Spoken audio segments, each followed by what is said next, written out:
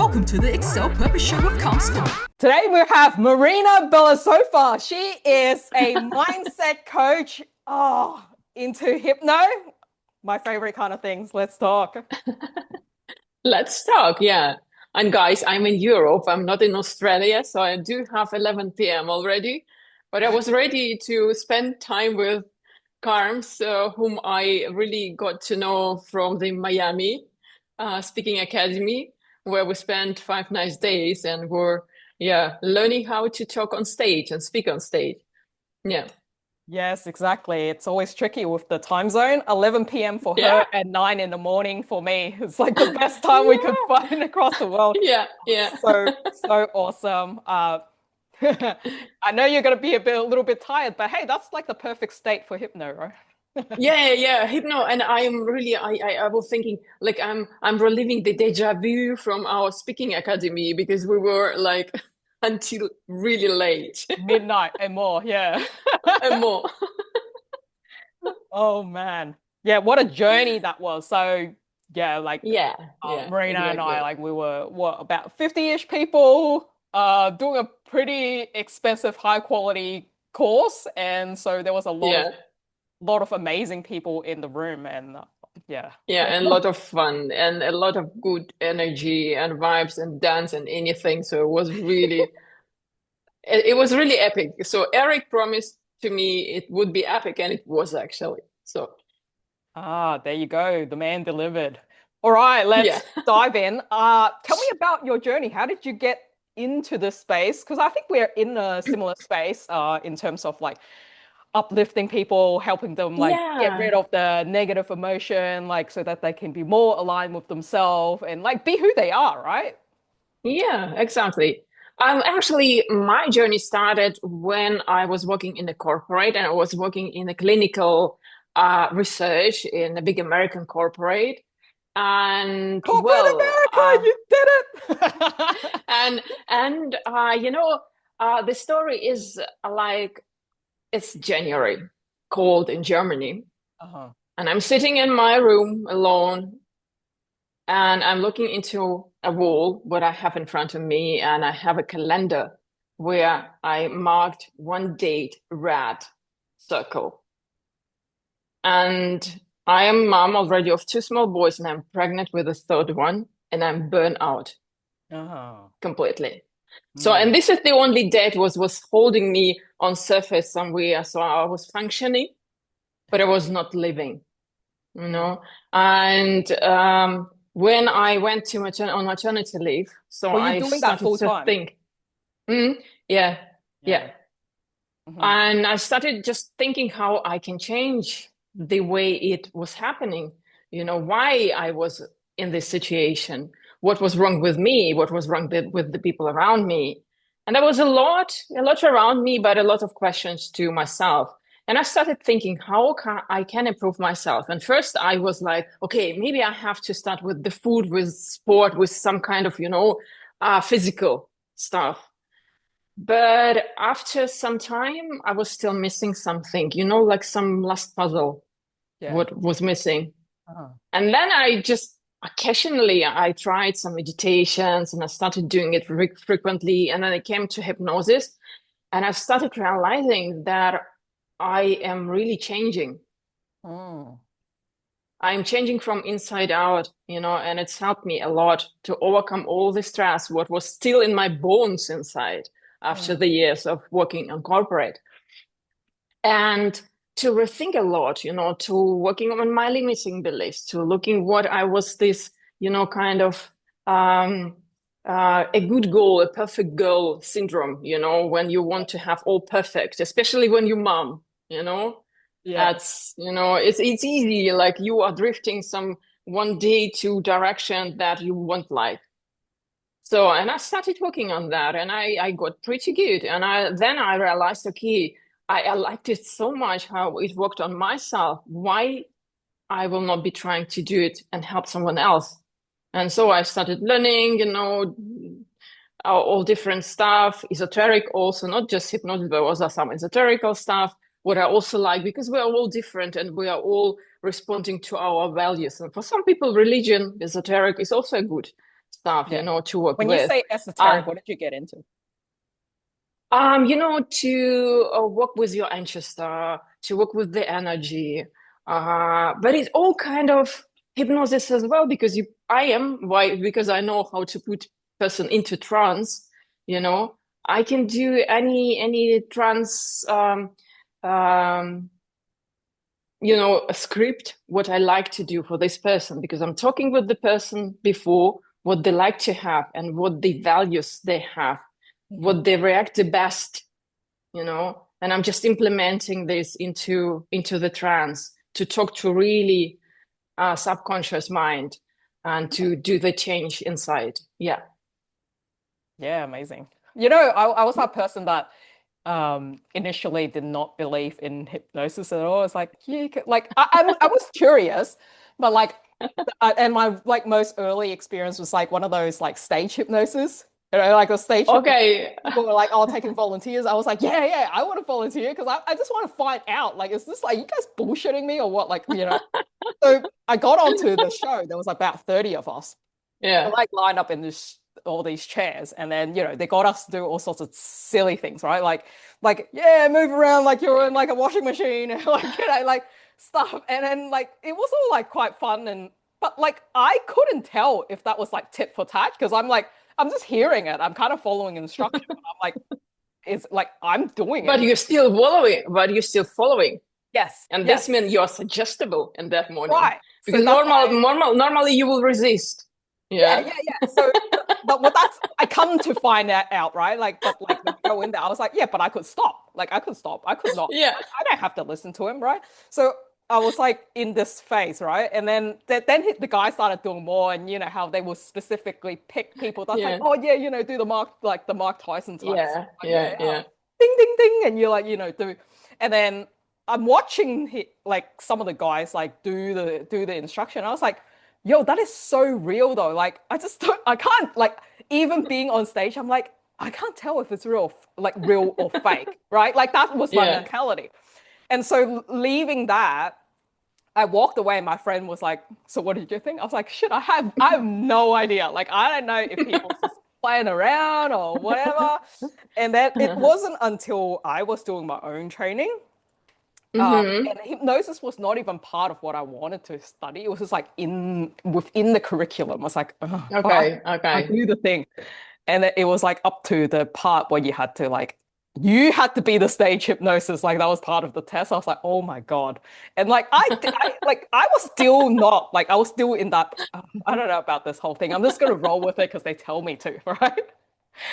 Yeah. And then like from here, we're like in a group of 8 or something. And after the 5th or 6th one, like the scripts, right? Mm-hmm. Hearing Mm-hmm. it so many times, I was like, oh shit, I think I'm actually hypnotized now. I was sitting there, I was like, oh man, I'm like, you can tell me to do I would do anything right now. It's like a similar feeling to like, I don't know, probably when you had 5, 6 drinks and like people like make a suggestion and you're like, yeah, Yeah. I'm down for that. Yeah, let's do it. Let's do it. That's how it felt to me.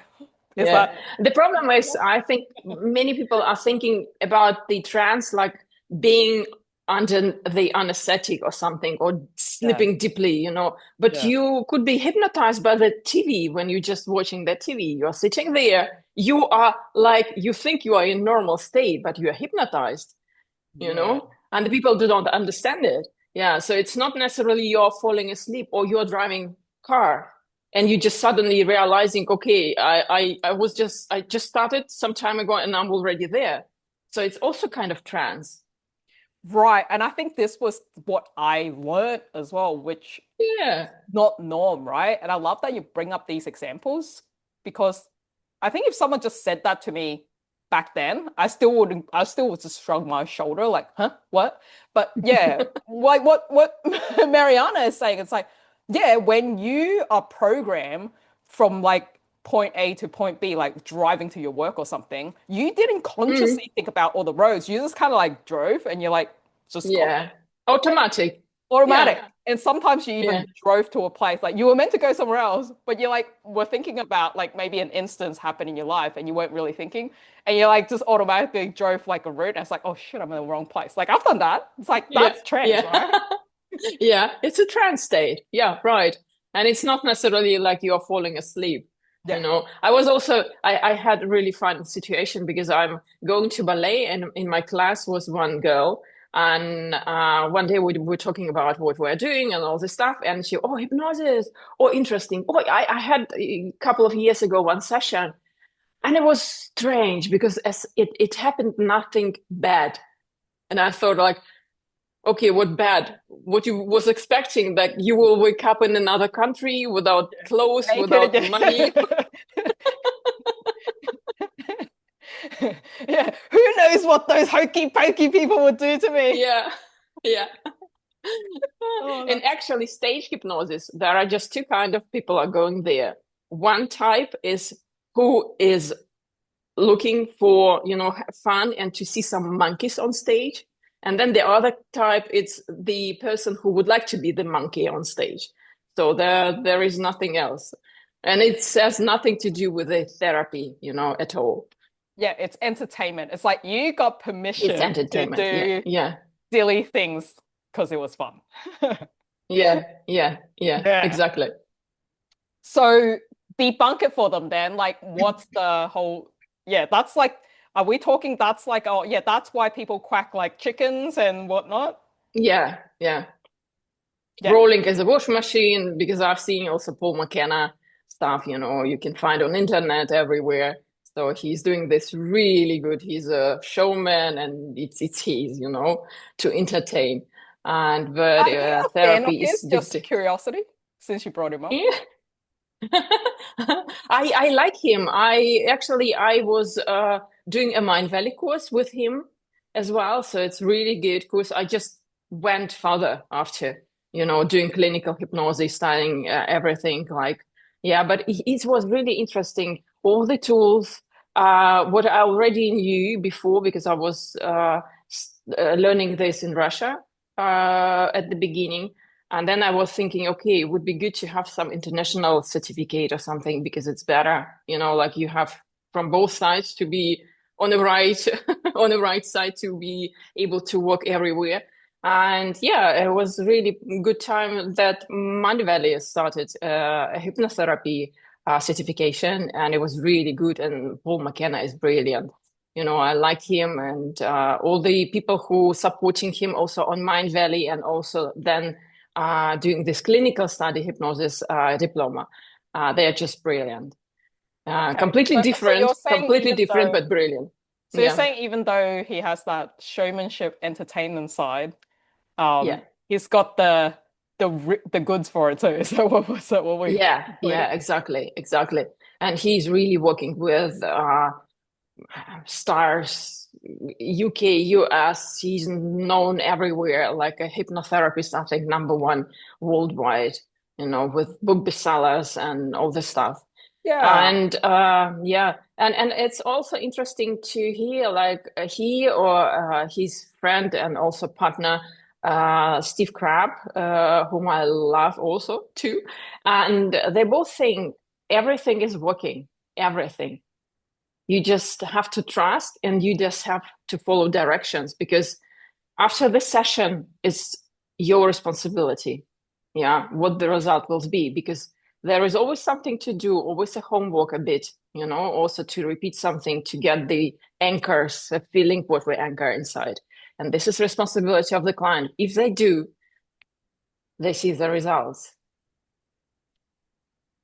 That's a good anchor. So let's talk about beliefs then, because I think that's what it hinges on, right? Like, if you believe you can do it, you're right. If you believe you can't, you're also right. So how does this hypno play out in people's life, do you think, when it like comes to them wanting certain outcomes, achieving their goals? Yeah, well, to look at what's holding them back. First, of course, when someone is coming to me, we're looking, what do you want? Because this is already the problem with people. I see a lot of people who are coming to me, and actually they have no idea what they want. So it's getting clarity on where the journey should go, because when we just will be talking about what you don't want, it's analogy if you have to build a bridge and just orientating on where you do not want to go, you will not be able to build a bridge anywhere. And this is the first one. Yeah. So people's just like, yes, you're right. There's a majority of people, it's just like, I hate my job, I don't like this, my boss sucks, like the ranting of the complaints, which is all focused on the negative and what they don't like. Yeah. I lost, I'm stuck, everything is not working out for me. But it's like, first take a moment to decide, where do you want to go? What does the life look like that, like in a perfect world? Or like the dream island they want to get to? Okay, so once they decide that, which can be confronting, and like they go, huh? I don't even know. Like they're so stuck in the loop of like complaining, right? Complaining and all negativity. Yeah, exactly. And then from that clarity, we have to work out how their life might look like when it's happened already. Just a bit how it feels like when it'll be like the family, it'll be like the kids are doing the right thing. They're like, my husband's listening to me, and like, my job is fantastic. So let's play it out. Let's say that's the scenario. Now what? Because happy, what does it mean happy? What does it mean love? What does it mean? We all define this differently, and it should be defined for every person also on the way they would like to have it. They packing their toys, they like well behave, eating their broccoli, and my husband is looking at me lovingly and like open arms and texting me when I write back, like when I'm asking him stuff, and takes the rubbish out. So let's say that's that. Now what? No. And we have to really talk about the feelings. What do you like to feel in that future? How it looks like. Maybe some metaphors. Sometimes people when they're starting thinking, then they give you metaphors also for some, like, to describe how the feeling feels like, what it would be, And then we are looking into what holds you now from getting to this point back. And we're just looking in all the pieces of the life, what is going wrong that you are now not still there.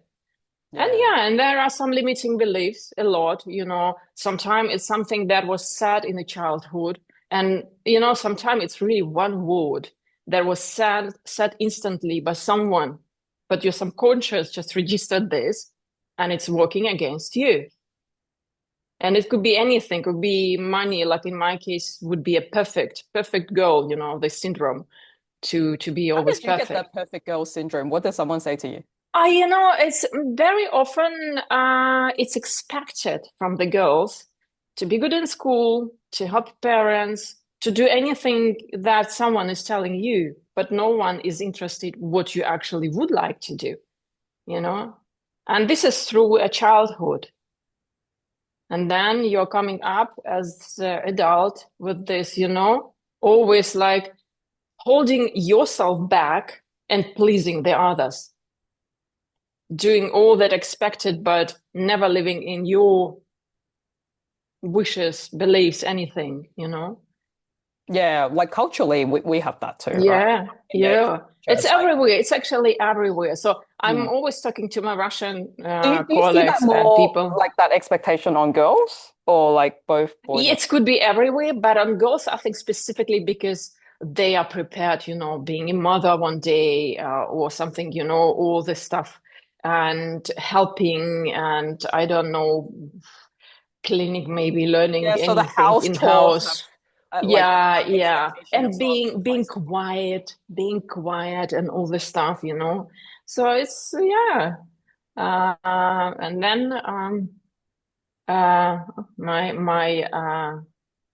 my computer just went on night. Sleeping modus. And all this stuff. And it's the same with money. If the families were struggling with the money, for instance, and so you may struggling as well. If you living in a family when you was always asked to eat everything before you can stand up. I had You that. may have some problems with food addictions and emotional overeating. So anything, you know. Yeah, I'm ticking the boxes. Yeah, I think they're just really common things. So, and we don't realize they're actually driving our life, right? All our behavior is driven by our subconscious Hmm. mind. Everything. You know, if you look, our conscious mind is processing just like 40 bits per second.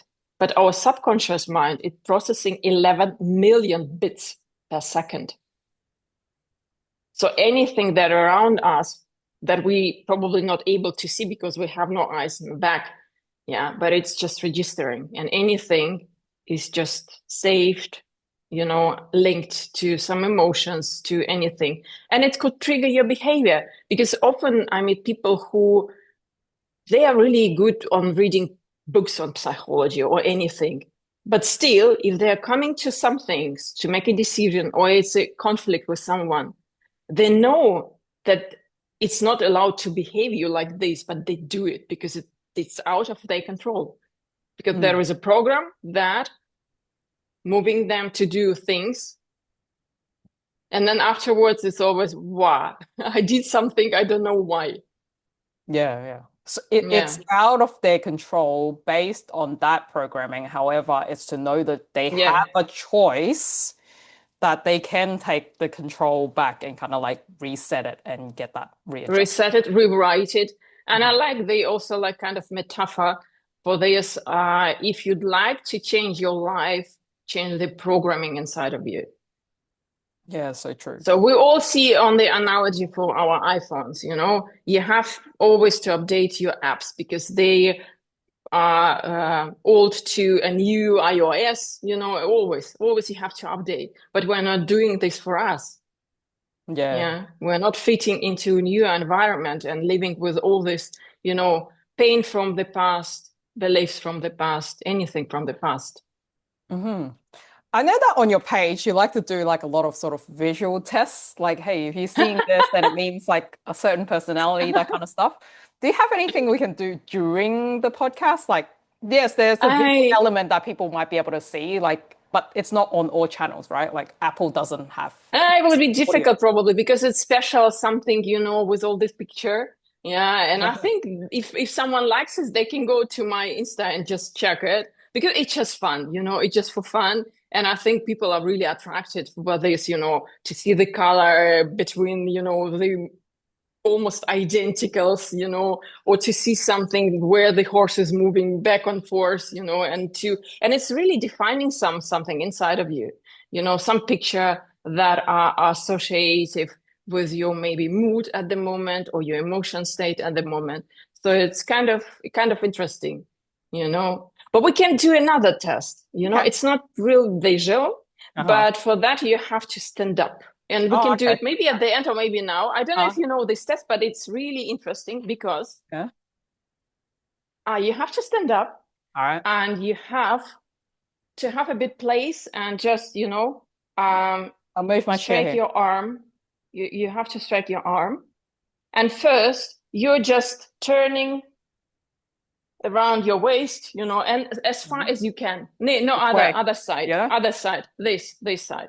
Okay. Yeah. And then just the maximum what you can, and you just remember this. Okay. So you're returning back. Yeah. You're returning back. I'm returning back. Okay. Returning back. Now you can just move your arm down, and now you close your eyes. And now you're doing the same, but just imagining how you're turning. Imagining how I'm turning. Am I imagining how I'm turning or actually turning? You are imagining. Okay. You're imagining how you're turning to the same point as you was just a moment ago. And you're coming back. The next time, you're imagining how you're going a bit further as you was. And you're coming back. Third time, you are letting your body to really thrill around your waist. Do imagine like you are out of rubber, like, poof, and you're coming back. Mm-hmm. And now open your eyes. Yeah. Put your arm in front of you and just turn your back. Yeah, I think it went a little bit further. I have done this exercise. Yeah. And Yeah. it's, it's showing how when you put your doubts or anything just away, your body coming with you, I do like this example. It goes to show that like there's something about you visualizing Yeah, that it becomes reality, because we see a lot of like athletes yeah, do the training and visualizing them winning, yeah, and that helps them. So obviously that, like, if someone at that kind of caliber like would do it, then yeah, it's like, of course, like why wouldn't we at least try it, right? yeah. And so you just have to think differently. Sometimes it's just one word you have to change in your vocabulary, in the way you're talking to yourself, and it helps you to move further. Hmm. So what did you do in your life? So you were in this life, you were burnt out, corporate America, felt like you were living the life with the kids, family, doing it all, superwoman. Then you did the hypno, you Yeah. adjusted some of your things, and how did your life change? Well, Did you stay in the job? it's What happened? first of all, my state is changed. I know what my resource state is, and stress you cannot avoid. You cannot avoid stress, and it's more stress even if you avoid stress. Yeah, but you can you can be able to manage yourself to just relieve something, to relieve pain, but then let it go and to come back to your resource back. Hmm. And this is the most beautiful thing what I have, because this stability, what you have, that stability that helps you to, not go always like some people are going emotionally and they stay there. And emotion, adrenaline, like Eric also was telling us, it's not a smart drug. So you're just having some decisions afterwards you are really pity about. But just maybe you have a spike, but then you go down and you look from your position like, I'm watching, like I'm always like thinking of myself in such moment. I'm like in theater somewhere behind the curtains, and I'm looking into the all all the happenings, and just seeing all the picture, not just the sandcorn. Normally, when you are just panicking, it's a sandcorn, and you see nothing around. But I see the picture and I see, okay, there is something else. There is coming something better.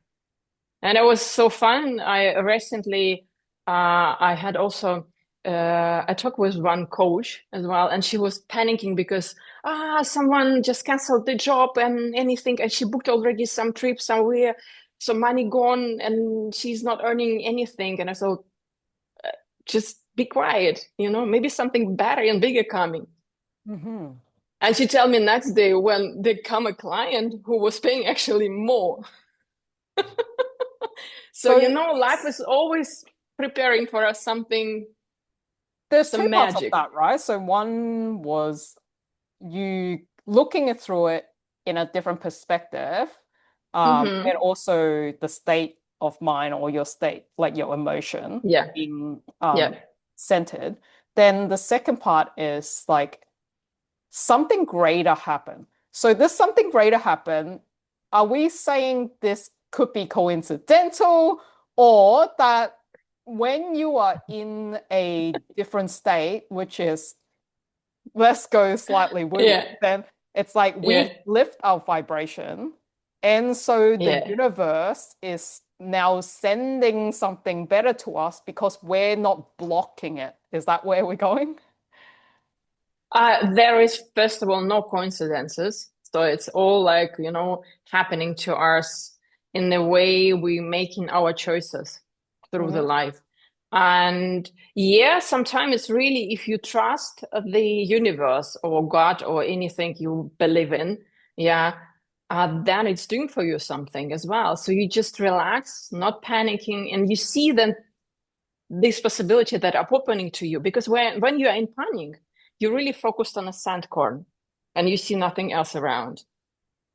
But when you're relaxed, when you're relaxed, when you're in your resource state, and it's not mean like you are never being angry, you are never stressed, you are never something, bad emotions, let's say. Yeah, you can relieve everything, but it's just about how you are quickly coming back to equilibrium, to your center.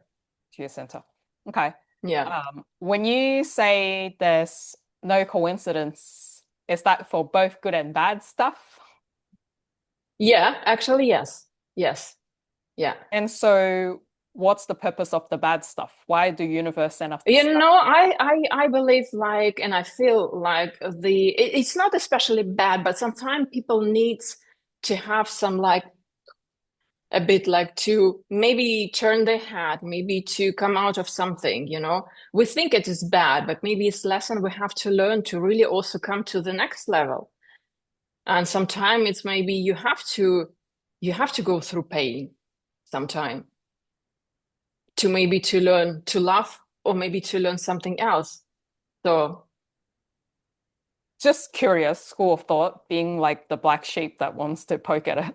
Like people's gonna listen to this, right? I like yeah. I'm with you. I just want to hear your thought though, right? Because I know, before this kind of like learning and conscious awareness, I'm bringing myself back to an earlier state, right? I would hear this, and then like my mind will go to the extreme scenario. It'll be like, okay, but did you hear the recent news in Hong Kong where like 7 buildings went on fire and hundreds of people died? So why did that happen? Why did the fire happen? Why did the universe think they deserve to die?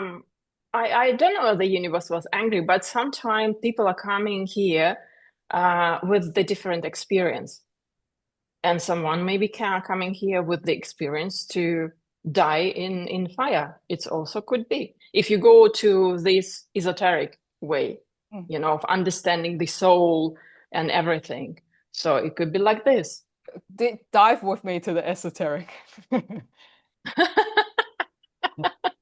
woo-woo, what normal people will call woo-woo, Yeah. about Let's this soul, the higher self, the universe, that actually what we see in the mirror, it's just maximum 9% of what we are. Maximum because what percent?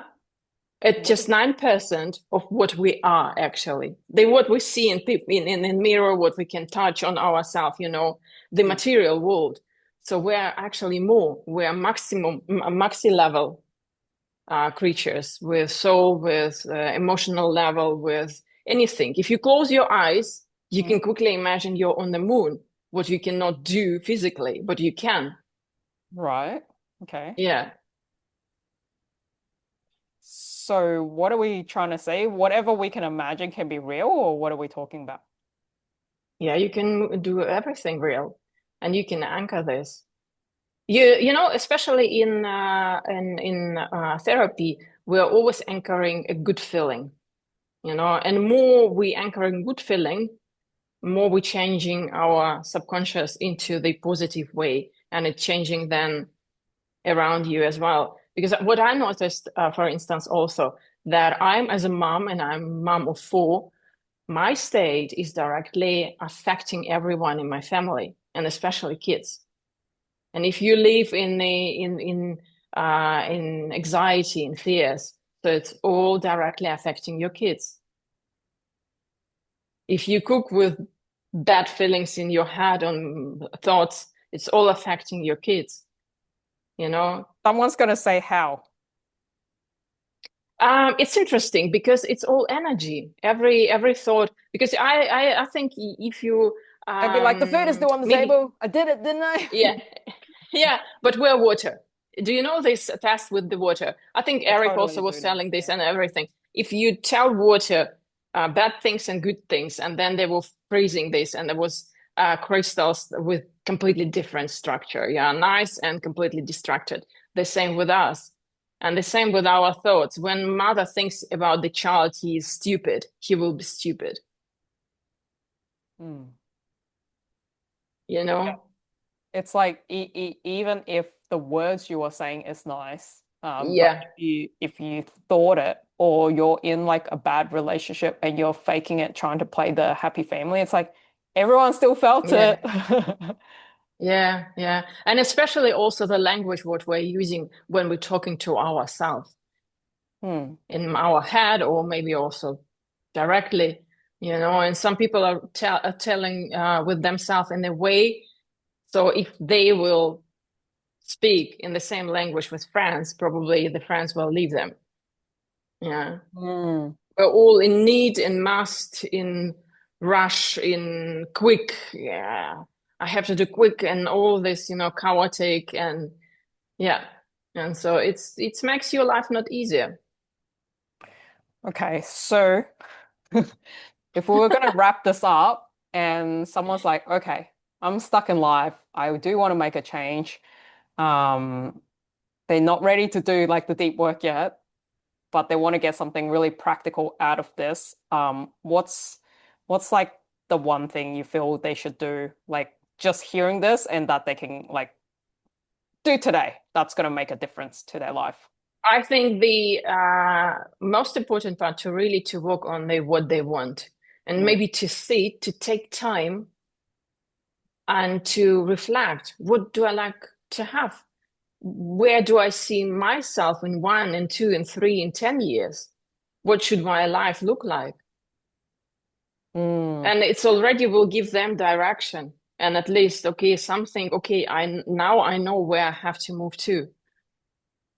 Yeah.